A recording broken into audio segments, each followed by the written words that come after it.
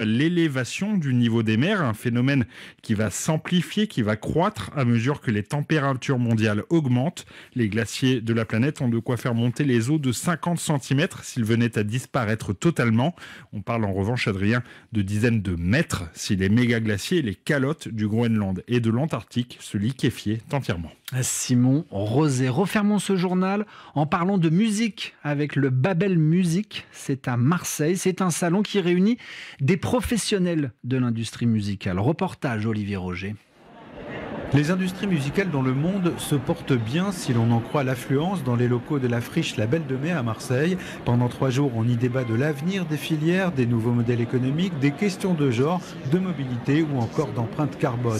On y vient aussi faire des affaires. Olivier Ray, directeur de Babel XP Music. C'est-à-dire qu'on a des opérateurs qui viennent à la fois pour vendre des concerts, d'autres qui viennent pour en acheter. Donc on a 500 ou 600 directeurs de festivals du monde entier qui viennent pour faire leur marché.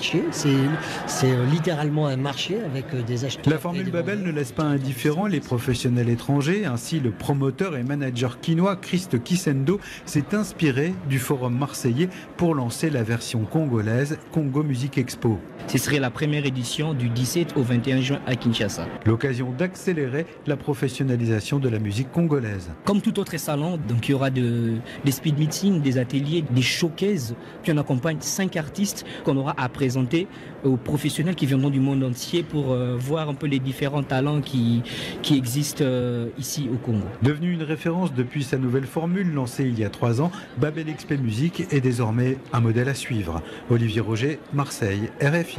À Marseille comme à Paris, il va être 17h10. Merci à vous d'écouter Radio France Internationale. RFI. L'épopée des musiques noires. Le chanteur belge David Links a fêté son 60e anniversaire en accueillant en studio d'éminents musiciens afro-américano-caribéens. Il nous présente l'album Real Men Cry, avec lequel il promeut la bonté, l'écoute et le partage. Sa relation privilégiée avec l'écrivain américain James Baldwin, il y a 40 ans, a affirmé son engagement personnel et ses convictions. Rendez-vous dans l'épopée des musiques noires avec Joe Farmer, samedi à 13h30 TU. RFI. RFI et France 24 présentent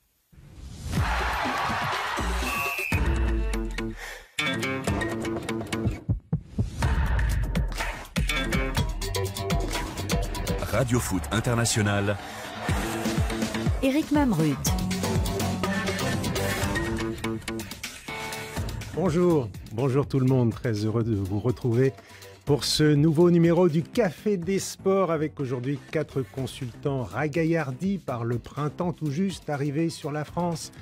À l'image de Rémi Ngono, bonjour, vous avez un petit bouquet de violettes dans les poches ou dans les cheveux peut-être? Ne vous en faites pas, c'est juste pour vous dire que ça brille, c'est rouge et surtout c'est lumineux parce que nous sommes sur la bonne voie et surtout nous sommes en train de vouloir de plus en plus faire que Xavier Barret disparaisse de ce plateau. C'est très très gentil pour votre acolyte, Xavier Barret, qui pourtant est venu avec des roses dans les mains, en guise de paix, mais non. Doctus cum libro, disait-on dans l'Antiquité, intelligent avec ses livres, ses notes, donc j'ai tout ce qu'il faut. En tout cas, bonjour à tous, et croyez-moi, je ne laisserai pas Rémi faire un cavalier seul. Ça promet. Ouh là là. Yoro Mangara, bonjour. Peut-être des fleurs d'hibiscus avec vous, notre ami sénégalais? Exactement. Bonjour Eric, bonjour à tous.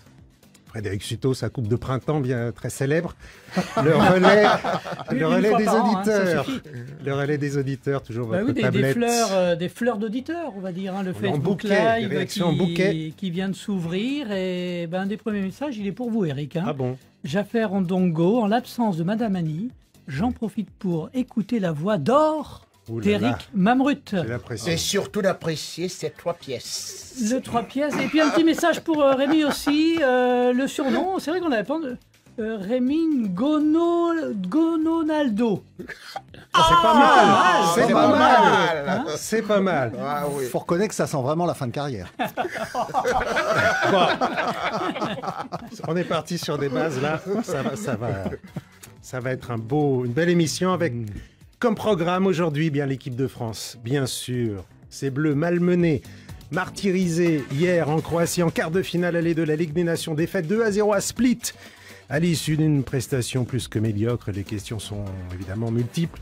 avant le match retour de dimanche, le baptême d'Aliou Cissé avec la Libye. C'était hier soir à Benghazi avec à l'arrivée un match nul contre l'Angola, le champion d'Afrique sénégalais qui vit sa première expérience hors de ses bases en tant que sélectionneur. Pendant ce temps-là, le Sénégal et son nouveau coach Pape Thiaw s'apprêtent à défier le Soudan demain en éliminatoire de la Coupe du Monde 2026. Un match à ne pas rater pour les Lions, deuxième de leur groupe, justement derrière les Soudanais. Ces éliminatoires nous emmèneront également en Amérique du Sud, où le Brésil a péniblement battu la Colombie. Hier à Brasilia, Vinicius a joué les sauveurs à la dernière minute, mais la sélection a-t-elle vraiment rassuré? Et puis évidemment, nous refermerons ce Café des Sports avec les traditionnels cartons de la semaine, vos cartons de la semaine, et ceux de nos invités. Un Café des Sports préparé aujourd'hui avec Saliou Diouf, Laurent Salerno et Mathieu Degueldre pour la partie radio. Les moyens vidéo étant assurés par Swell Kedir, Steven Esli et Yann Bourdela. On ouvre le débat avec l'équipe de France. Une première mi-temps catastrophique, une deuxième un petit peu meilleure, mais la défaite au bout pour des Bleus apathiques et sans inspiration hier à Split. 2-0 pour la Croatie lors du quart de finale aller de la Ligue des Nations. Xavier, allons. Qu'est-ce qui s'est passé? Où étaient les Bleus en première période, surtout hier? Surtout en première période, ils se cherchaient tout simplement. Il faut rappeler que Kylian Mbappé n'avait pas joué les 4-5 derniers matchs.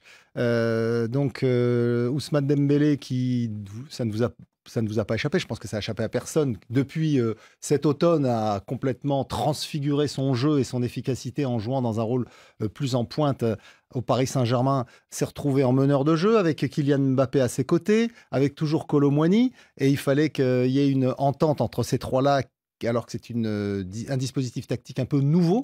Et ça n'a pas fonctionné. D'ailleurs, en deuxième période, Didier Deschamps a repositionné Ousmane Dembélé dans le registre où il était habituellement chez les Bleus, plutôt sur la droite. Ça a mieux fonctionné, mais ça n'a pas suffi pour rattraper le retard concédé au Croates. Mais on a l'impression, au-delà de l'aspect tactique, que, je ne sais pas, ils n'avaient pas de gaz au début, ces Français, pas d'envie, Rémi, enfin, il n'y avait pas d'impact physique, il n'y avait pas grand-chose, j'ai l'impression, non? Pas d'impact, mais en même temps aussi, il faut savoir que lorsque vous avez un milieu de terrain qui n'est pas créateur. C'est vrai qu'il y a plusieurs problèmes imbriqués les uns dans les autres. Mais voilà. Au-delà, peut-être, pour parler de la motivation, est-ce que le fait de jouer la Ligue des Nations, c'est pas l'Euro, c'est pas la Coupe du Monde, c'est pas la Ligue des Champions, avec son club, est-ce que vraiment ça motive des joueurs en pleine saison, mois de mars, comme ça? Est-ce qu'il pourrait expliquer ce début de partie un peu plan-plan? Non. Je crois que les joueurs avaient bien envie de prouver quelque chose, même Kylian Mbappé voulait bien prouver quelque chose, et bien évidemment aussi, on était quand même là devant les deux attaquants les plus prolifiques de l'Europe en ce qui concerne 2025, c'est-à-dire que Mbappé, c'est 22 buts en 2025. Non, c'est plutôt c'est Kylian. Kylian est à 17, et puis vous avez finalement Dembélé qui est à 22. Donc, vous voyez que ceux qui viennent juste derrière, vous avez juste des gars qui sont des grands buteurs à 12 buts. Donc, l'équipe de France était attendue sur le plan offensif.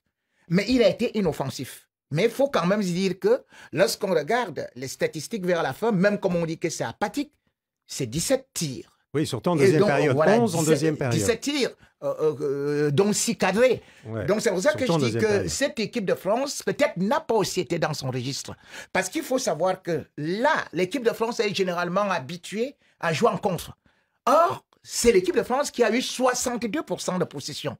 Et surtout finalement, ça rondonnait, ça tournait en rond. Il n'y avait pas des appels, ce n'était pas tranchant, on ne s'engouffrait pas dans des espaces. C'est ça qui a fait que cette équipe de France ne puisse pas tourner. Ce n'est pas, de toutes les façons, on ne commence pas un match de football pied à l'étrier. Non. Déjà que quand on voit la composition de Didier Deschamps, bon, Rabiot, je suis bien content. On va parler plus précisément de cette composition, de ce 11 au départ, mais vous parlez d'une équipe inoffensive, mais en défense aussi, oulala, Yoro, au début, l'image de Konaté, ce pauvre Ibrahima Konaté en difficulté qui provoque ce penalty, heureusement pour les Bleus, détourné par Mac Maignan, mais on a senti une fébrilité qui a perduré tout au long du match, d'ailleurs, en défense. En fait, dans le jeu, c'est la même équipe de France depuis 2022, depuis la finale de la Coupe du Monde. Dans le jeu, après hier, elle était un peu fébrile, mais dans le jeu, pour moi, c'est poussif, on l'a vu à l'Euro.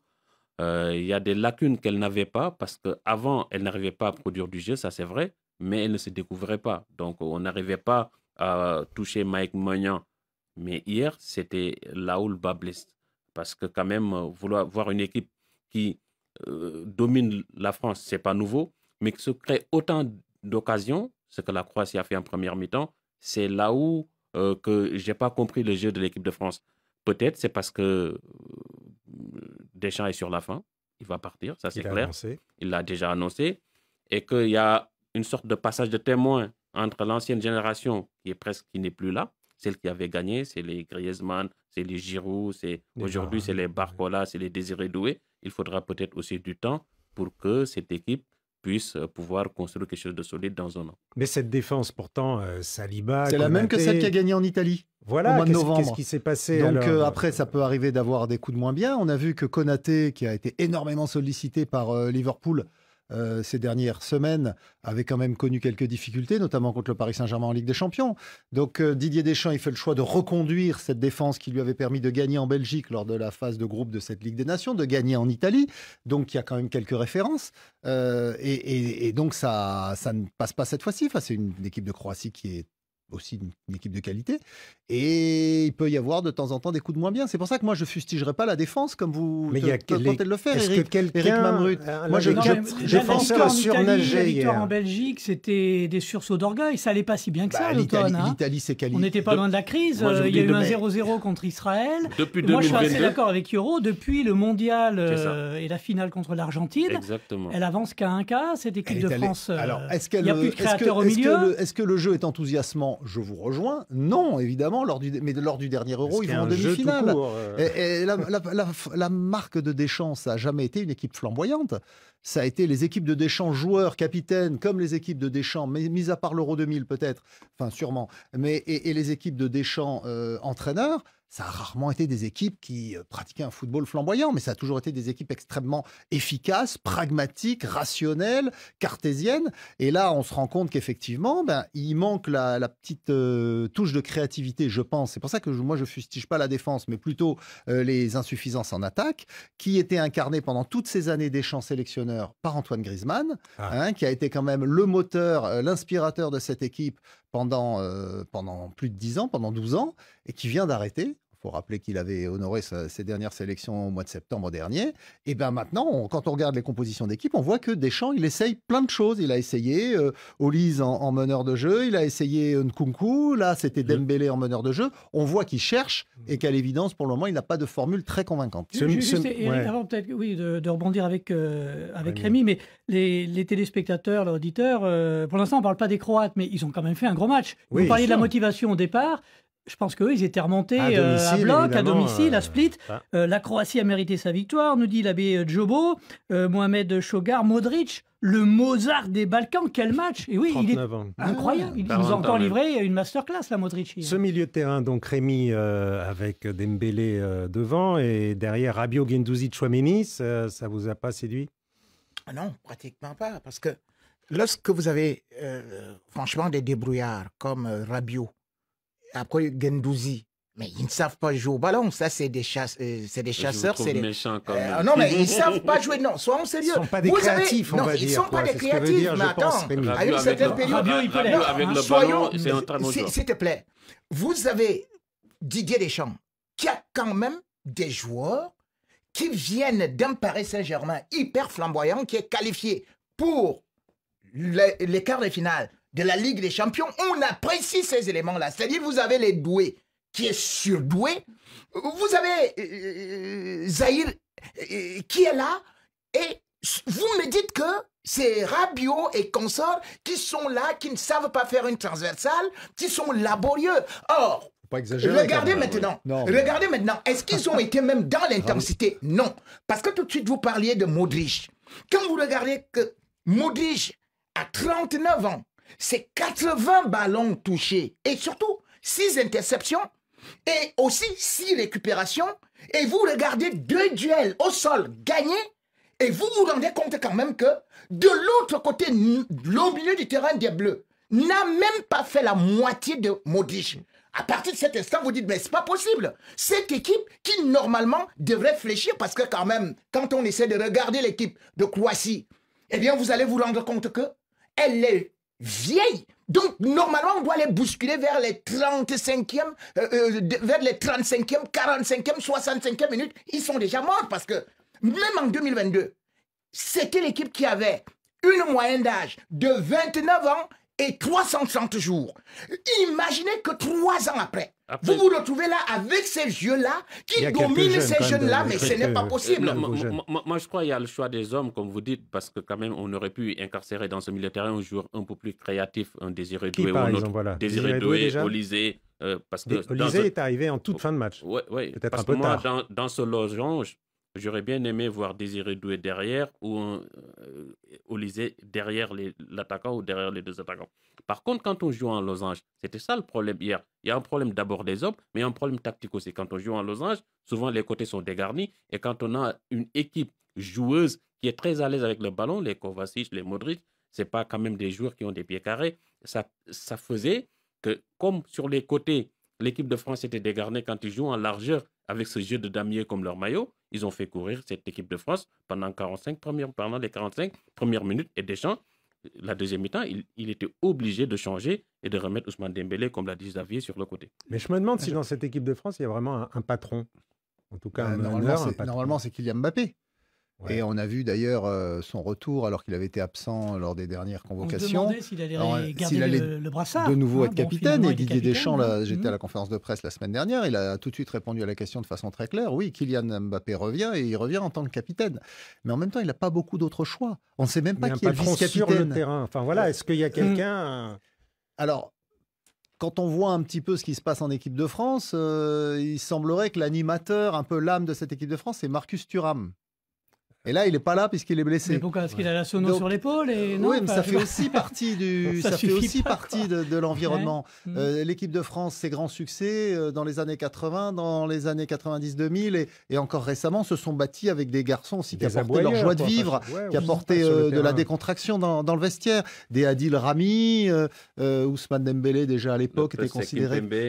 Kimpembe, bien sûr. Mais là, je parle vraiment quelqu'un, un taulier, quand ça se passe mal sur le terrain, qui peut redonner des idées ou même créer un petit peu, le jeu. Quoi, mais comment est-ce que il n'y a plus Lloris, il n'y a plus Varane, il n'y a plus Griezmann, il n'y a plus Pogba. J'ai l'impression que vous êtes en train de dire des choses que... Vous avez un capitaine qui s'appelle Mbappé, qui a fait gagner la Coupe du Monde à la France. Et maintenant, on me dit, mais attendez, aujourd'hui, quand on essaie de regarder, même il est dans le meilleur club. Vous me parlez de Varane, vous me parlez de Lloris, vous me parlez de... Mais attendez, Mbappé, d'abord, c'est pas quelqu'un de timide.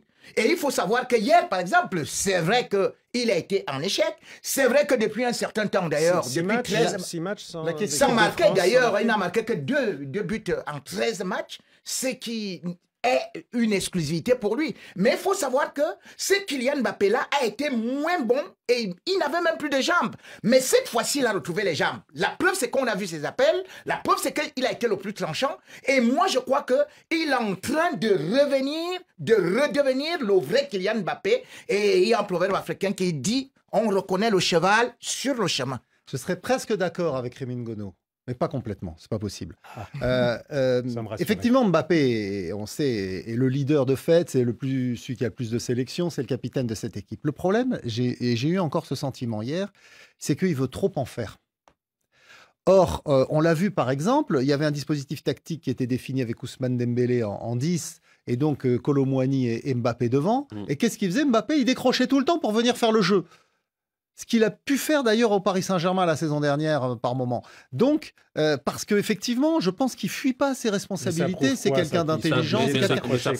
Parce qu'au milieu de terrain, il n'y a pas ce joueur qui peut faire cette passe qui casse les lignes. Il n'y a pas Griezmann, il n'y a plus Pogba. Et même lui, dans une interview il y a quelques mois, 6 mois ou 10 mois, juste avant qu'il n'arrête avec la sélection lors de la dernière fenêtre, il disait que je décroche beaucoup parce qu'au milieu de terrain, j'ai plus ce joueur qui était Pogba qui peut sur une passe, casser 2 lignes et me trouver dans la profondeur. Alors pour le match retour dimanche, qu'est-ce qu'il faudrait changer alors en premier lieu? Déjà, il a changé entre la première et la deuxième mi-temps. Donc déjà, on peut imaginer Konaté. On ne verra pas Konaté dans l'ose au départ, a priori, non? Ça me condamne un petit peu. Piqué au vif quand même. Donc là, il y a 2 buts à remonter. Konaté ou Pamecano ou Saliba, si vous regardez depuis les derniers matchs, et ils sont 3 pour 2 places. Donc ça tourne. Ça ne change pas grand-chose en fait. Mais non, c'est surtout l'animation offensive qui est intéressante. Est-ce qu'il faut garder 3 milieux polyvalents et seulement 3 attaquants, ou est-ce qu'il ne faudrait pas mettre seulement 2 milieux polyvalents et 4 attaquants? Moi, je suis partisan de la deuxième formule. Maintenant, quand vous posez la question à Deschamps, parce qu'on lui pose régulièrement dans les conférences de presse, et Rémi Ngono en creux a apporté la réponse, c'est pas parce que vous additionnez des buteurs que vous additionnez les buts. Souvenez-vous 2002, Trezeguet, Henry, Cissé, on avait les 3 meilleurs buteurs du championnat de France, d'Italie, d'Angleterre. Ils n'ont pas marqué un but. On l'a vu hier soir. On l'a vu hier soir avec donc l'association Ousmane Dembélé, Kylian Mbappé, que tout le monde attendait, qui jouent d'ailleurs tous les deux dans le même poste désormais, l'un au Real Madrid, l'autre au Paris Saint-Germain. Et on a vu que les réglages étaient pas au point. Le problème, c'est que Deschamps, il a que 3-4 entraînements pour préparer ce genre de choses. Quand Luis Enrique, il a mis 6 mois à trouver ses réglages au Paris Saint-Germain, ou Ancelotti avec Mbappé au Real Madrid, pareil. Donc, il doit trouver une solution dans l'urgence. Il a l'expérience pour.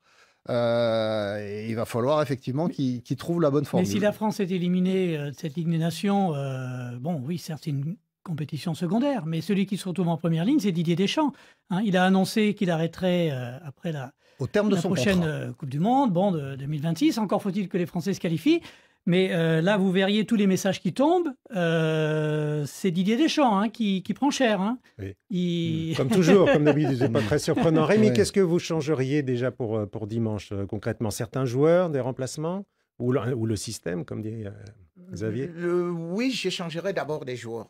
C'est d'abord, tout vient du milieu de terrain, parce que d'ailleurs, vous avez pu voir ça avec la Croatie aujourd'hui. Vous ne pouvez pas jouer avec une équipe qui a un milieu de terrain, qui a par exemple Kovacic et Luka Modric, ou Kamaric même encore, qui revient faire le surnombre, et vous n'avez pas des gens qui peuvent conserver la balle comme Doué. Donc moi, je pourrais dire Doué ou encore Emery et Zahir Emery, parce que je trouve qu'ils sont beaucoup plus créateurs et ils vont créer le surnombre. Parce que qu'est-ce qu'il faut dans cette histoire-là? C'est pas tout à fait le même profil quand même. Pardon? C'est pas tout à fait le même genre de joueur. On n'a pas besoin d'avoir les mêmes genres de joueurs. On n'est pas dans des tenues des lycées, ou bien dans une tenue de l'armée, des soldats. Nous sommes là justement pour Désiré Doué et Warren Zahir Emery, c'est pas vraiment le même jeu. Oui, mais tout au moins, c'est des joueurs tous qui sont capables de créer quelque chose. Et s'ils réussissent à créer quelque chose, parce que, comme je disais tout de suite là, oui, j'aime bien la façon que Guendouzi a la hargne, a la gnaque et tout. Mais le problème, c'est que qu'est-ce qu'il fout avec derrière? Rien pratiquement. Donc aujourd'hui, quand vous avez une équipe comme celle de la Croatie, comme je l'ai dit, qui est assez vieillissante, vous devez absolument les étouffer pour empêcher des gens comme, par exemple, Perisic. Regardez comment est-ce qu'il a été libre. Regardez comment est-ce qu'il attaque. Il faut contraindre Perisic à défendre parce qu'il a 36 ans. Et on sait très bien que le poison viendra toujours vers là parce qu'il est déjà à 21 contributions depuis le début de la saison. Donc, un bon sélectionneur doit d'abord identifier le danger, l'annihiler, savoir que ces 2 pions-là, je les mets dans la cage et hop, je fais développer mon jeu. Bon, Rémi Ngono sur le banc de touche aux côtés de Didier Deschamps. Ce sera dimanche au Stade de France pour ce quart de finale retour de la Ligue des Nations. On verra si l'équipe de France parvient à renverser la situation. Sinon, elle devra basculer sur les éliminatoires de la Coupe du Monde 2026, dont on va parler justement maintenant.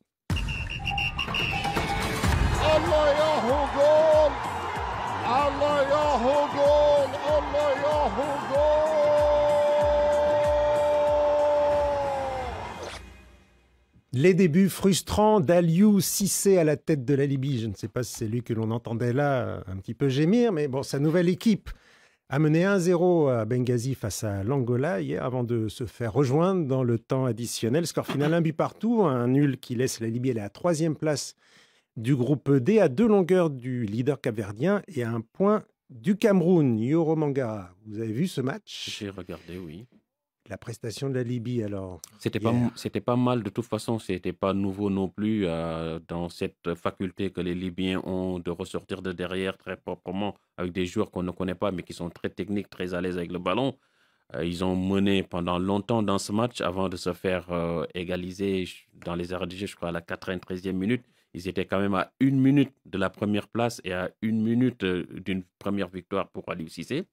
Ce qui est dommage pour ce match, quand même, c'est ce qui se passe dans les gradins. Moi, je ne suis pas un avocat des Angolais, mais ce qu'ils ont pris hier, c'est cher.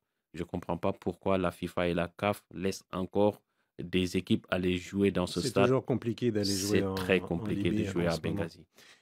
Pourquoi Aliou Cissé est allé, alors je ne sais pas, se mettre dans cette galère en Libye, mais c'est vrai que ça a surpris, lui, le champion d'Afrique sénégalais, le héros de tout un peuple, qui va prendre la 111e nation du classement FIFA. Quel intérêt pour lui, mon cher Rémi, franchement? Peut-être commencerai-je par un proverbe qui dit « Mieux vaut un tétard en main que de dormir affamé ». Cela veut dire qu'il est en chômage. Et au-delà de ça, quand il prend le Sénégal, ce n'est pas une super grande puissance. Le Sénégal n'avait rien remporté. C'est autre chose que la Libye quand même. Mais attendez, et on peut aussi remonter dans l'histoire. La Libye avait déjà fait la finale en 1982. D'ailleurs, ils sont battus au tir au but par le Ghana. Et c'est vrai qu'en 2006... Ça fait 43 ans quand même. Oui. Mais attends, je vais te dire une chose. Est-ce que tu sais qu'en 2012, lorsqu'il y a la Coupe du Monde, la Coupe d'Afrique des Nations, Guinée équatoriale et Gabon, est-ce que tu sais que le Cameroun est éliminé? Est-ce que tu sais que le Nigeria est éliminé? Est-ce que tu sais que le Ghana est éliminé? L'Égypte est éliminée. J'étais au stade quand le Sénégal vous éliminez avec un penalty raté. Mais la Libye est qualifiée. La Libye est qualifiée. Donc, si tu voulais parler de 43 ans, ça ne fait pas 43 ans. Je te ramène là. Et il faut savoir que c'est la dernière CAN des Libyens. Voilà.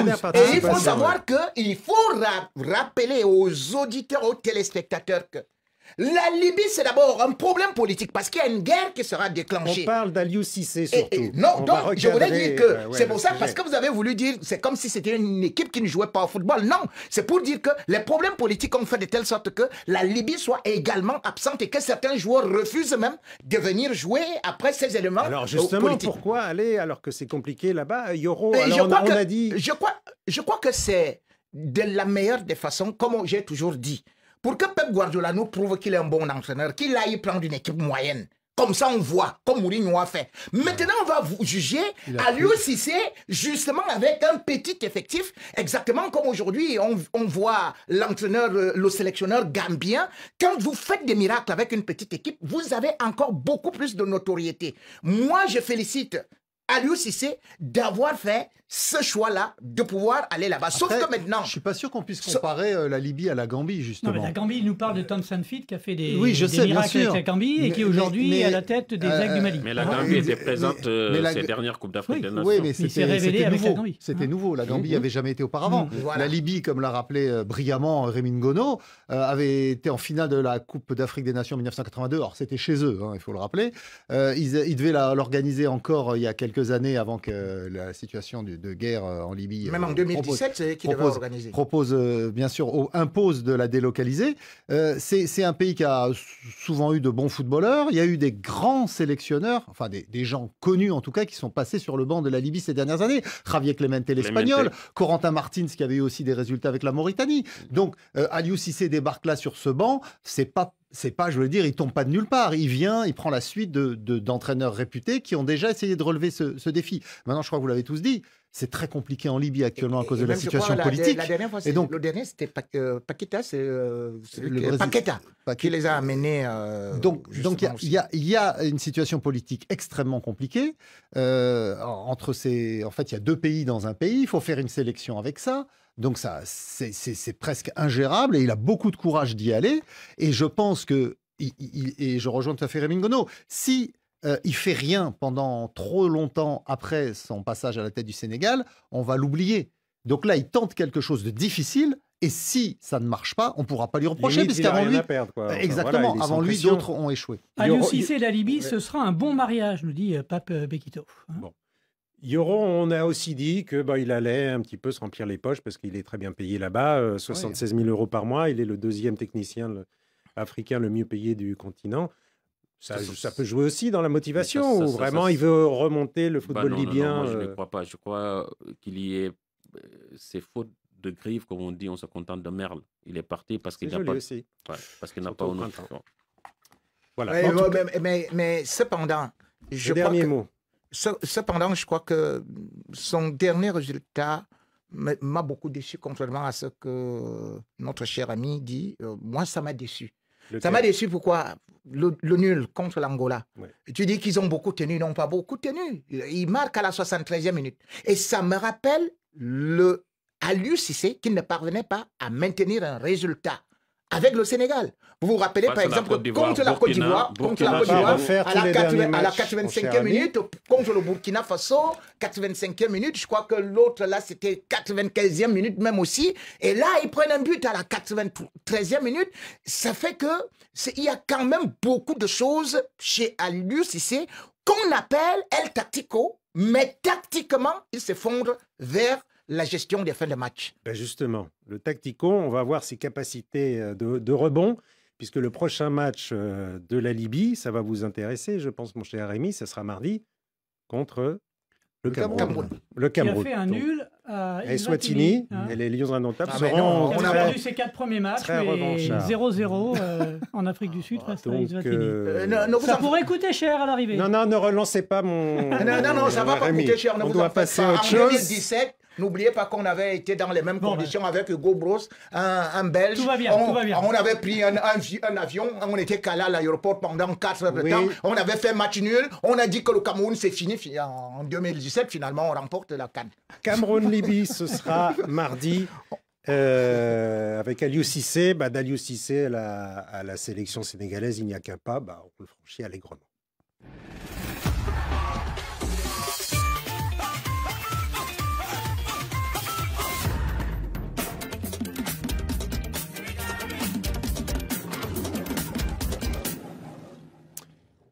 Et vous savez où va jouer le Sénégal demain, justement, face au Soudan? C'est quand même la coïncidence. À Benghazi. Et ils sont arrivés d'ailleurs. En Libye. Voilà. Est-ce que d'ailleurs, donc le match phare du groupe B entre les deux premiers, le Soudan est leader avec 2 points d'avance sur le Sénégal. Et je me demandais, Yoro, si Aliou Cissé allait dire un coucou à son ancienne équipe et à son successeur sur le banc de touche, Pape Thio, pour encourager... lui et ses anciens poulains. Je ne sais pas s'il va le faire, mais c'était très tendu au Maroc il y a un mois, parce que, voilà, je crois que c'était lors du... Je ne sais pas qu'est-ce qui se passait au Maroc, je ne sais plus, c'est les CAF Awards, je crois, c'était les CAF Awards, et je crois que Aliou Cissé n'avait pas dit bonjour pas qu'à l'encadrement, mais à la délégation sénégalaise tout court. Pourquoi il l'a fait, je ne sais pas. Et certains se sont plaints d'ailleurs, mais bon, ça c'est des... C'est pour l'anecdote. En tout cas, ça sera à Benghazi. Je ne sais pas s'il le fera cette fois-ci, c'est dommage, mais c'est possible qu'il le fasse. Mais pour parler de Pape Thio, justement, qui est, si je ne m'abuse, invaincu en 4 matchs depuis qu'il a remplacé Aliou Cissé, 4 victoires, 2 contre le Malawi, une face au Burkina.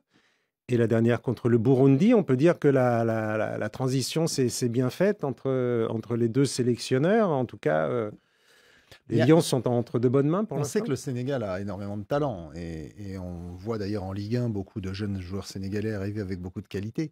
Le problème, c'est que quand vous êtes un sélectionneur pendant longtemps et que vous avez des cadres sur lesquels vous vous appuyez, le jour où ces cadres commencent à baisser un petit peu en performance, parce qu'ils ont vieilli, parce qu'ils évoluent dans des championnats peut-être moins performants, c'est difficile de vous en séparer.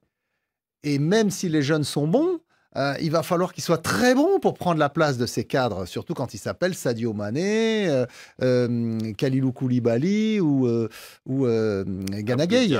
Ils sont toujours là. Voilà. Ils sont toujours là, bien sûr, mais c'est difficile. Quand vous êtes penser à l'équipe de France, ce qu'on disait tout à l'heure. Oui, à part qu'en équipe de France, les cadres, ils sont partis. Ils ont fini par partir. Voilà, ils sont partis. Ils sont même partis, certains avant même 30 ans. Mais là, ils sont toujours là. Et donc, quand vous avez un nouveau sélectionneur, c'est plus facile de redistribuer les cartes. de régénérer le groupe, de faire appel à des nouveaux et de lancer ces nouveaux. Donc je pense que c'est cette période qu'on est en train de vivre avec le Sénégal. Là, il y a beaucoup de nouveaux joueurs, il y en a 6, appelés par Paptio pour ce rassemblement. Il y a Diao de Com, il y a Ivan Diouf, le gardien de Reims, il y a également Mendy de Nice. Tidiane, Richard Sagna. Exactement. Notamment. Alors, certains vont pouvoir jouer dès demain parce que quand même la FIFA a déjà donné cutus pour qu'ils puissent faire partie du groupe. Je crois que nous avons, le Sénégal, de très bons joueurs aujourd'hui. Parce que si je vois dans cette sélection Abdoulaye Niakhaté Ndiaye qui fait un très bon parcours en Ligue des Champions avec le Stade Brestois qui n'est pas dans le groupe, tu verras qu'un Michael Ngor Faye de Rennes n'est pas dans ce groupe. Il y a une pléthore de joueurs, c'est impressionnant le vivier qu'a le Sénégal. Exactement. Après, il joue à 11. Hein. Oui, non, mais c'est ça. Et c'est ce qu'il disait, c'est tellement vrai aujourd'hui. Quand on convoque un joueur comme Abdou Diallo et que moi, Niakhaté Ndiaye, je fais toute une Ligue des Champions, je ne me vois pas dans le groupe, je me dis, mais qu'est-ce que je dois faire? J'ai joué la Ligue des Champions, alors que l'autre, il est au Qatar, parce que oui, l'autre, il est au Qatar, mais il a gagné la Coupe d'Afrique. L'autre, il est au Qatar, oui, mais c'est un cadre du vestiaire et qu'il faudra faire avec lui. C'est très compliqué pour Pape Thiaw, mais il faudra justement qu'il essaie de gérer ce mixte entre les anciens et les nouveaux. C'est une bonne émulation. En tout cas, c'est peut-être le tournant dans ce groupe, ce match Soudan-Sénégal. Ils ont 2 points de retard sur les Soudanais. S'ils perdent ce match à Benghazi, ça ferait 5 points. La chance que nous avons... Bon, il restera encore 5 journées, mais il y a les RDC qui ont encore un coup aussi. Il y a le du Congo pas loin. La chance que nous avons, c'est que déjà, eux, ils jouent à l'extérieur, parce que le Soudan aussi, c'est très compliqué. Oui, ils ont l'habitude de jouer à Benghazi, ils sont quasiment chez eux. Non, mais ça fait... D'accord, mais ça, c'est un. De deux, ils ne nous ont jamais battus. 3 matchs, 3 défaites face au Sénégal. Et de 3, aujourd'hui, quand même, on a l'habitude de ces grands matchs, ces matchs au couteau, on les perdait il y a 5 ans. Rajeuni. Oui, Rajeuni, contre la RDC, ils n'ont pas gagné les Lions de la Teranga au dernier match. Ils ont fait nul. Mais après, qu'est-ce qu'on a fait? Oui, mais bon. Et voilà.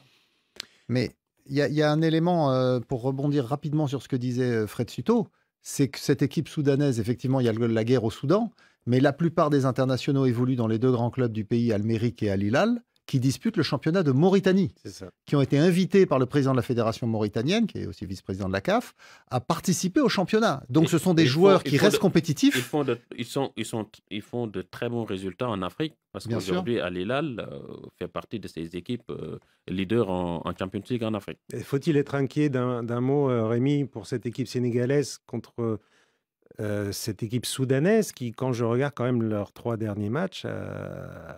à ces Soudanais, un nul contre Oman, une défaite 4-0 au Niger, au qualif de la CAN, et un nul contre l'Angola. Donc on se dit, en fait, cette équipe qui est quand même entraînée par Kwesi Appiah, le Ghanéen, n'est pas né de la dernière pluie. Bon, est-ce que les Lions sont si en danger que ça à Benghazi? Vous parlez justement de cette équipe sénégalaise qui a quand même des gens qui ont fait la pluie et le beau temps, puisque je rebondis sur vous.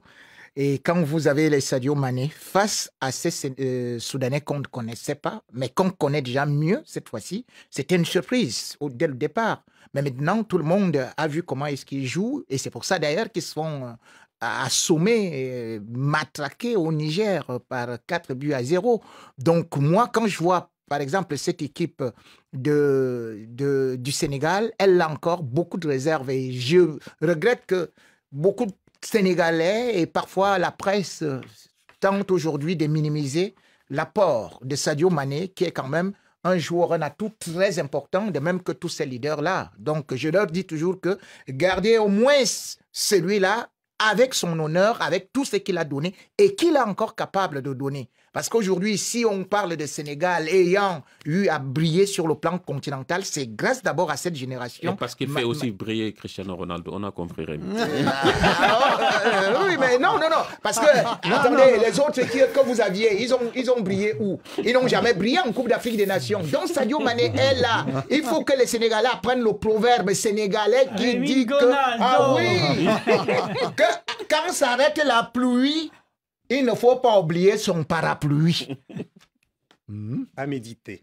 Soudan-Sénégal, l'une des affiches de ce week-end, donc ça sera demain. Ensuite, les Lions recevront le Le Togo sera mardi prochain à Dakar. Voilà pour l'Afrique, on part tout de suite en Amérique du Sud.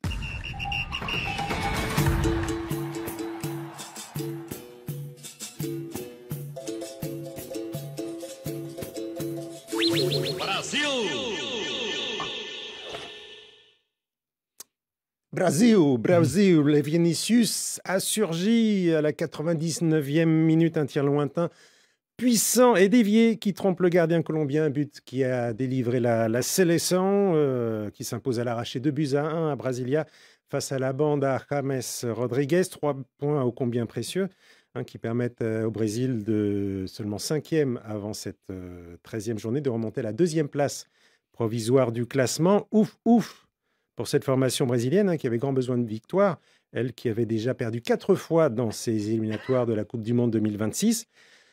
Bon, est-ce que c'est le signe vraiment cette victoire que ça va mieux pour cette formation? Il a pris fin vers 4h du matin, c'était chaud. À un moment, les cafétériers avaient vraiment corsé la chose.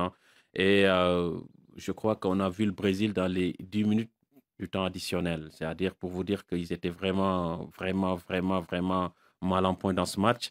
Ils ont fait beaucoup de changements. Vinicius inexistant presque quasiment toute la deuxième période. Pas jusqu'à la fin quand même, ça faisait longtemps c'est lui qui avait, c'est lui qui avait provoqué le penalty en tout début de match transformé par Rafinha. Mais c'est vrai que c'est un Brésil très loin du niveau qu'on lui connaît. Il n'y a aucune constance, ça joue par à-coups. Et ils se sont fait vraiment bouger par une très bonne équipe colombienne qui est quand même vice-championne d'Amérique du Sud. Il ne faut pas oublier que les Cafeteros étaient en finale de la dernière Copa América en juin dernier contre l'Argentine. James avait terminé meilleur joueur. Exactement. Et donc, James, pareil, qui ressuscite sous le maillot de l'équipe nationale alors qu'il est sans club ou enfin il change tous les 6 mois. Mais vraiment, ils ont eu beaucoup de difficultés, pas du tout rassurant. Avec en plus cette anecdote, ils ont procédé à 7 changements de joueurs. C'est la première fois que je voyais ça pour une raison très simple, c'est qu'en fait, comme il y a eu un choc de tête entre le gardien Alisson et le défenseur Davinson Sanchez, du coup, il y a eu 2 protocoles de commotion cérébrale et la nouvelle réglementation dit que chacun a le droit à faire un remplacement supplémentaire. Donc, il y a eu un 6e remplacement pour Alisson et un 7e pour Davinson Sanchez. Les Colombiens ont fait que 4 changements, mais les Brésiliens en ont fait 7. Donc, du coup, on a eu un match avec beaucoup de rebondissements, mais pas vraiment un beau match. Le Brésil malade tactiquement ou c'est dans la tête? On sent qu'il devient fébrile très rapidement.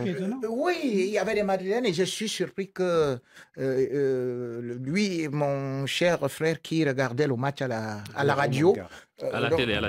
À la radio. Parce que si tu me dis que Vinicius a été inexistant, et heureusement Xavier Barré, qui est souvent malhonnête, a réussi à te rattraper pour te dire que c'est lui qui provoque le penalty et c'est lui qui donne la victoire à la 99e minute. Au sujet du Brésil, il était bel et bien, il a reçu le prix d'homme du match. Donc, ne dis pas qu'il était inexistant. Cela veut dire que tous les autres joueurs étaient inexistants, sauf Vinicius. Maintenant, est-ce que ce Brésil peut être fort tactiquement? Non. Pourquoi? Parce que vous savez que le Brésil a toujours eu des latéraux qui sont très offensifs. Or, hier, la faiblesse du Brésil, c'était ces 2 latéraux. Et du coup, vous n'avez plus les Marcelo, les Roberto Carlos, vous avez... Mais Vanderson et l'autre, ils ont été changés après. Oui, mais à part que Vanderson, il était au marquage de Luis Diaz de Liverpool, et il a eu beaucoup de mal. Et que Guilherme Arana, de l'autre côté, il avait un autre ailier colombien qui lui a aussi posé beaucoup de problèmes. Oui, beaucoup de problèmes. Ça fait de telle sorte que... Et de surcroît, il y avait, même s'ils cherchaient à s'entendre, à se trouver, le problème, c'est qu'ils évoluaient presque dans le même registre. Rafinha et, bien évidemment, Vinicius, eux tous du côté gauche. Et du coup, il y avait un peu du bouchon de ce côté-là. Et là aussi, mais est-ce que le problème, il vient vraiment de ça? Parce que ça fait un moment que ça pêche du côté brésilien. Je sais pas, au milieu du terrain, Neymar, il devait faire son retour, il n'est pas là. Il n'y a pas de créateur. Pourtant, il y a des joueurs de talent dans cette équipe. C'est vrai que Neymar a, pendant une dizaine d'années, focalisé tout le jeu, aimanté tout le jeu du Brésil. Et en son absence, on voit qu'il y a c'est Bruno Guimaraes qui est le meneur de jeu, le joueur de Newcastle. Il est sorti hier d'ailleurs, il n'était pas flamboyant. Oui, mais bon, comme ils ont fait 7 remplacements, ils ont remplacé les 2 tiers de l'équipe. Mais c'est un nouveau Brésil qui est en train de se mettre en place, avec un nouveau sélectionneur, puisqu'il a changé aussi il n'y a pas longtemps. Ouais. Donc du coup, il faut qu'ils trouvent une nouvelle équipe, et pour le moment, ils en sont loin. Et ça risque d'être très compliqué contre l'Argentine. Même si Messi ne sera pas là, Lautaro Martinez non plus, Paulo Dybala, ils sont blessés. Je reconnais l'Argentin qui s'exprime. Ça va être un beau match, effectivement. Peut-être, effectivement, là, on verra si, effectivement, la sélection a retrouvé des couleurs. En tout cas, le Brésil est bon. Il y a 6 ou 7 qualifiés sur 10 dans ces éliminatoires pour la Coupe du Monde pour la phase finale l'an prochain. Donc, on peut dire que le Brésil sera quasiment qualifié. Donc, il ne faut pas trop s'inquiéter. Donc, Dorival Junior a du temps, à la rigueur, pour reconstruire quelque chose. On s'arrête là parce qu'il faut passer au carton, là. Carton jaune. Il sort un carton jaune. Ouh là là là là, carton rouge. Carton rouge. Dans la confusion. Carton vert. Extraordinaire. Rien à dire. Toujours haut en couleur, ils nous viennent cette semaine du Togo, du Sénégal, du Gabon, de la Guinée, des 2 Congos. Ce sont vos cartons de la semaine. Bonjour Radio Foot, bonjour Café d'Est. Moi c'est Benjamin Baoulé depuis Kara au Togo. Mon carton est tout simplement de couleur verte à l'équipe de la Croatie. Oui, qui se sont réveillés en battant la France de Kylian Mbappé par 2-0. Vraiment, c'est à féliciter. Merci. Salut, moi c'est Baye Makoumba Diop depuis le Sénégal. Carton vert à Newcastle United qui a réussi enfin à regagner un trophée 70 ans après. Imaginez, depuis 1955, Newcastle n'avait plus remporté de trophée. L'Angleterre n'était pas encore champion du monde en 1966. L'attente a été trop longue même pour ce supporter. Mais enfin, le trophée est arrivé. Bonne continuation à Newcastle et bonne chance pour le futur. Ciao. Salut Radio Foot International, c'est Nathan Moulunda à Lubumbashi en République démocratique du Congo. Comme aujourd'hui, vous voyez, je suis à Mayo en République de la RDC qui joue contre le Soudan du Sud. Je vais mettre un carton rouge. Un carton rouge aux 2 instances du football espagnol, la Liga et la Fédération espagnole de football, pour avoir programmé le match Barcelone-Osasuna le 27 mars prochain, tandis que Osasuna joue le match le 28 mars contre Athletic Club Bilbao. C'est inadmissible de mettre le match le 20. Osasuna est victime. En tout cas, carton rouge à la Liga et à la Fédération espagnole de football. Merci. Bonsoir à tout le Café des Sports. Je suis Dylan depuis le Gabon. Mon carton vert ce jour s'adresse à M. Rémi Ngono, qui à chaque fois qu'il parle mal du FC Barcelone, mais le FC Barcelone gagne toujours. C'est à croire que M. Ngono devient le porte-bonheur du FC Barcelone. Et comme le dit un de mes proverbes cette fois-ci, si on parle, ça finira bien par marcher. N'est-ce pas, M. Ngono? Salut la grande équipe de la Radio Foot Internationale, c'est Gianni Mopila depuis Pointe-Noire, Congo-Brazzaville. Mon carton il est rouge et je donne ce carton rouge aux responsables du football congolais. Là, les autres équipes africaines jouent les qualifs de la Coupe du Monde 2026 et nous sommes suspendus par la FIFA. On ne peut plus jouer de compétition internationale. Tout cela à cause de votre mauvaise ingérence. Ingérence gouvernementale dans le football congolais. C'est pas bien. Vous nous faites souffrir, nous les supporters des Diables Rouges. Carton rouge aux responsables du football congolais. Mon carton, il est vert. Je le décerne à monsieur Eliman Lam qui nous a construit ce très beau stade à la jeunesse sénégalaise. Avant, la commune de Liberté 6 n'avait pas où jouer au foot. Aujourd'hui, ce rêve est devenu réalité grâce à cet homme qui est engagé dans le sport. Nous avons besoin d'hommes comme monsieur Eliman Lam. Cela prouve encore une fois qu'on peut ne pas être politicien et bien aimer sa commune. Bonjour RFI, c'est Diallo Yagou pour parole depuis Kindia en Guinée. Pour cette semaine, je donne un carton vert à Luka Modric pour le match qu'il a opéré hier contre la France. Malgré ses 39 ans, il a prouvé que jusqu'à présent, la Croatie peut compter sur lui. Je lui souhaite une bonne chance pour la suite. Merci. Atlético, c'est pas Benfica. Alors, respecte ce Real-là et surtout, respecte Simeone qui venait de faire 4-4 avec le Barça. Bonjour Radio Foot International, c'est Ndari depuis N'Djamena. Aujourd'hui, j'adresse un carton vert au FC Barcelone pour son match mythique au Metropolitano. Rémi, on peut détester le lièvre, mais on ne peut pas lui retirer sa vitesse. On peut maintenant sauter au mur ou pas. Et par modestie, le Barça n'a marqué que 4 buts. Ça te rappelle quelque chose? Bon café des sports. Piquant, les cartons cette semaine. Allez, Rémi, à vous de répliquer votre carton de la semaine. Piquant, mais cependant vert. C'est du piment vert que je donne justement comme carton à Doumbia Kamouri, qui fait des miracles, des choses pas possibles avec le Mali. Justement, il a encore inscrit un doublé. Et ça lui fait déjà quand même 13 buts en 22 sélections et surtout 4 passes décisives. Il est déjà co-meilleur buteur même de cette édition de la Coupe du Monde éliminatoire Afrique. Et il n'a que 22 ans. Comme le dit donc un proverbe africain, le piment est petit, mais il pique. Xavier. Robert Pires, Olivier Dacour, Bafetimbi Gomis, Gridjambok, vous connaissez? Eh bien, lundi, ils vont tous faire partie du comité de solidarité que lance l'UNFP, l'Union nationale des footballeurs professionnels en France, pour justement venir en aide à tous ceux qui auront des problèmes liés à la situation financière ou économique et qui sont liés à la famille du football.